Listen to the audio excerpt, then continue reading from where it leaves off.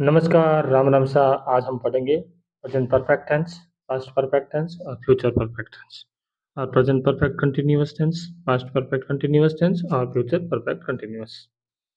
पिछले वीडियो में हमने दो टेंस पढ़े थे, प्रेजेंट पास्ट, फ्यूचर के सिंपल टेंस और कंटिन्यूअस टेंस। तो आज पढ़ेंगे perfect, present perfect tense. Perfect tense की सीधी पहचान आप याद रखें। परफेक्ट टेंस में वर्ब की थर्ड फॉर्म आती है, ठीक है। मोटा मोटी जो पहचान है वो वर्ब की थर्ड फॉर्म। इसके अलावा याद रखिए हैज़ या हैव या हैड या विल और शैल के साथ हैव, मतलब हैव तो आना ही आना है और वर्ब की थर्ड फॉर्म आएगी, ठीक है। वर्ब की थर्ड फॉर्म, तो वो परफेक्ट टेंस होता है। तो पढ़ेंगे present perfect tense. Present perfect tense की हिंदी में पहचान है।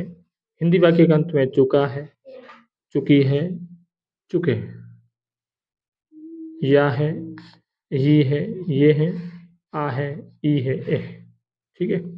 और अंग्रेजी में होगा हैज़ हैव के साथ वर्ब की थर्ड फॉर्म।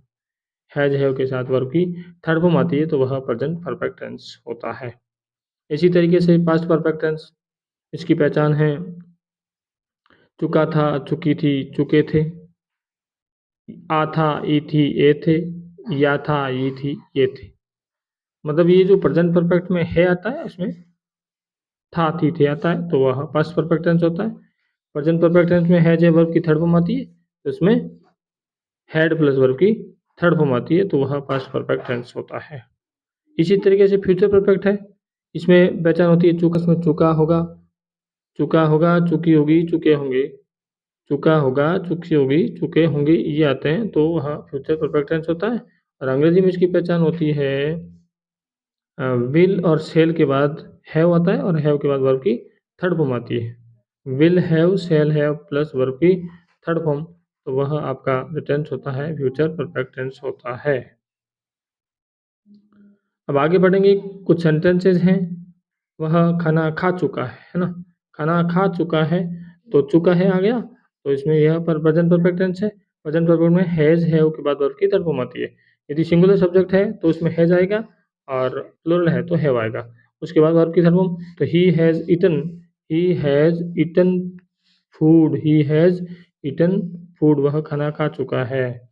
मैंने अपना काम कर लिया है तो यहाँ पर क्या आएगा, आ है ना, या ये या है आ रहा है तो प्रेजेंट परफेक्ट टेंस है। तो आई के साथ हैव आएगा, आई हैव डन, वर्ब की थर्ड फॉर्म करना डू, और डू की third form done, I have done my work, है ना। तो यहाँ जो अपना है ना, अपना, बच्चे लोग ज़्यादातर कंफ्यूज होते हैं अपना को क्या बोलते हैं। अपने के लिए कोई अलग से वर्ड नहीं होता है अपना, है ना। अपना का मतलब होता है जो सब्जेक्ट होता है, सब्जेक्ट। सब्जेक्ट यदि कोई भी है तो उसकी प्रोनाउन की थर्ड फॉर्म सॉरी, प्रोनाउन की सेकंड फॉर्म होती है। प्रोनाउन की सेकंड फॉर्म जैसे आई है, आई की सेकंड फॉर्म है माई, तो उसी को अपना बोलेंगे। जैसे राम लिखा है ना, राम ने अपना काम, तो राम को पहले हम प्रोनाउन में चेंज करेंगे, उसका ही बनेगा तो ही की सेकंड फॉर्म ही हो जाएगी, है ना। इसी प्रकार सीता है तो सीता को प्रोनाउन होगा सी, सीता की प्रोनाउन सी होगी, सी की सेकंड फॉर्म हो जाएगी हर।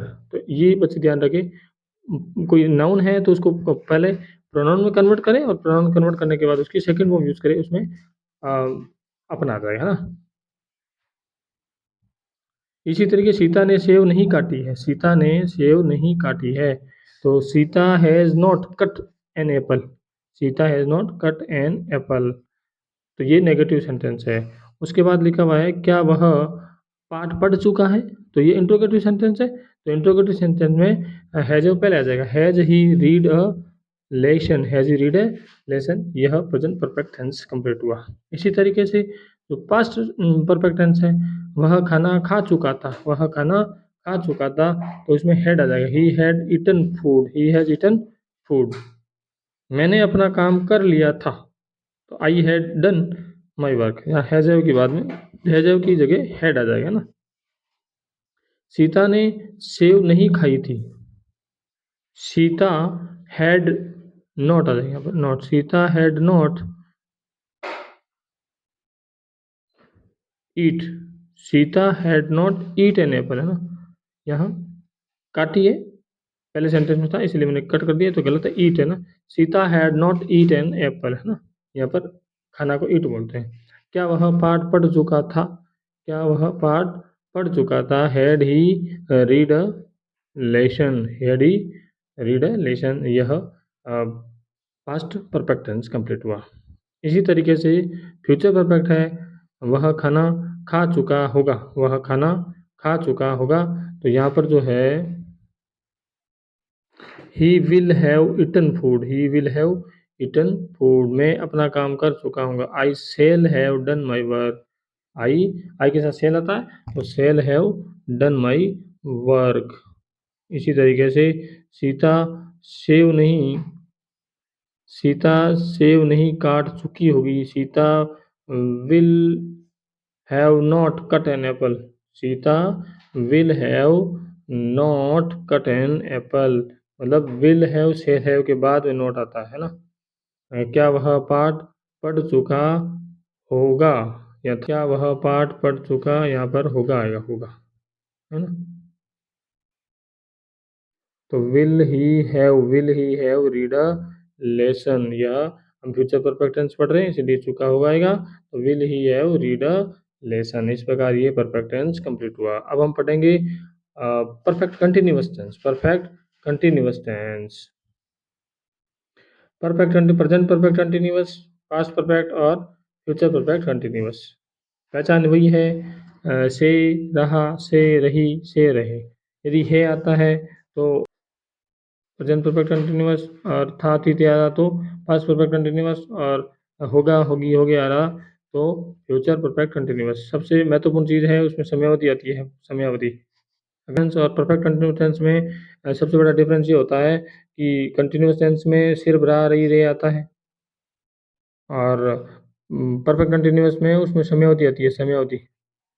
जैसे वह सोमवार से पढ़ रहा है, और एक नॉर्मल सेंटेंस वह पढ़ रहा है, तो वह पढ़ रहा है तो वह कंटिन्यूअस टेंस है, और वह सोमवार से पढ़ रहा है तो वह ये हो गया परफेक्ट कंटिन्यूअस, ठीक है। इसमें है आता तो प्रेजेंट आएगा, था थी थे आता तो पास्ट परफेक्ट कंटिन्यूअस आएगा, और यदि वह सोमवार से पढ़ रहा होगा, होगा होगी होगे आ रहा है, तो वह फ्यूचर परफेक्ट कंटिन्यूअस हो जाएगा। तो ये बच्चे ध्यान रखें, कंफ्यूजन हो जाते हैं कंटिन्यूअस टेंस में और परफेक्ट कंटिन्यूअस टेंस में। परफेक्ट कंटिन्यूअस टेंस में अवधि आती है, समयावधि, है ना, तो वह परफेक्ट कंटिन्यू हो जाएगा। तो इसका जो तो present perfect continuous, has have been, has have been आएगा, has have been, has have been verb ING, present perfect continuous tense. उसके बाद सेंस और फॉर का प्रयोग होगा। पास्ट परफेक्ट कंटिन्यूअस में had been verb ING since और for, और फ्यूचर परफेक्ट कंटिन्यूअस में will have shall have been verb ING since और फॉर का प्रयोग होगा। मतलब verb ING, been verb ING और सेंस और फॉर का प्रयोग होगा, तो ध्यान रखिए वह परफेक्ट कंटिन्यूअस टेंस होता है।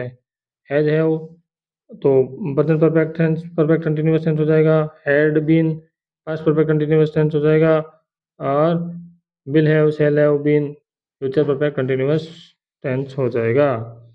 तो अब हमें पढ़ना है कि सिंस और फॉर का प्रयोग कहाँ कहाँ होता है। सिंस और फॉर का प्रयोग कहाँ कहाँ होता है, तो सिंस जो है वो निश्चित समयावधि के लिए होता है, जैसे घंटों के नाम, नेम ऑफ डेज दिनों के नाम, नेम ऑफ मंथ्स महीनों के नाम, नेम ऑफ ईयर्स वर्षों के नाम, है ना। इसके अलावा होली दीपावली,